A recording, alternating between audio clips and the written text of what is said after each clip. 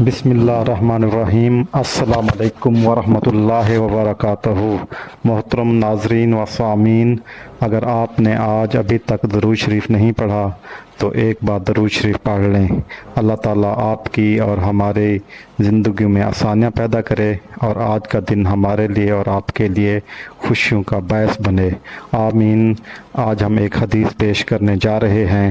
اگر آپ نے ہمارا چینل ابھی تک سبسکرائب نہیں کیا تو ہمارا چینل سبسکرائب کر لیں، بیل آئیکن کو بٹن کو دبا دیں۔ اگر آپ کو آج کی حدیث اچھی لگے تو اسے لائک کرنا ہرگز نہ بھولیے گا۔ جزاک اللہ۔ شروع کرتے ہیں آج کی حدیث۔ زندگی کے ہر موڑ پر ہمیں فیصلے کرنے ہوتے ہیں، لیکن وہ فیصلے جو سچ اور جھوٹ کے درمیان ہوتے ہیں وہ ہماری شخصیت کو بناتے یا بگاڑتے ہیں۔ سچائی ایسی خوبی ہے جو انسان کو نہ صرف معاشرے میں معتبر بناتی ہے بلکہ اللہ تعالیٰ کے نزدیک بھی محبوب بناتی ہے۔ آئیے آج کی حدیث مبارکہ سنتے ہیں جو سچائی کی فضیلت پر روشنی ڈالتی ہے۔ تم پر لازم ہے کہ سچ بولو، کیونکہ سچ نیکی کی طرف لے جاتا ہے اور نیکی جنت کی طرف رہنمائی کرتی ہے۔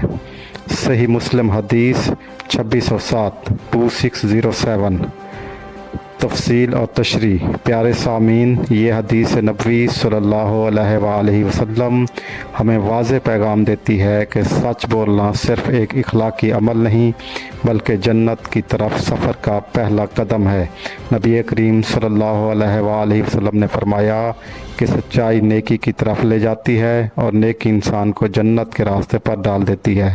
سچ بولنے والا انسان اگرچہ وقتی طور پر نقصان میں نظر آئے لیکن آخر کار وہی کامیاب ہوتا ہے۔ سچ بولنا اعتماد، وقار اور دلوں کی راحت پیدا کرتا ہے۔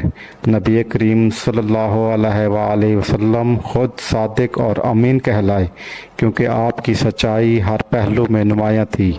آج کے معاشرے میں سچائی نایاب ہوتی جا رہی ہے، لیکن جو اللہ کی رضا کے لیے سچائی کو اختیار کرتا ہے وہی اصل کامیاب ہوتا ہے۔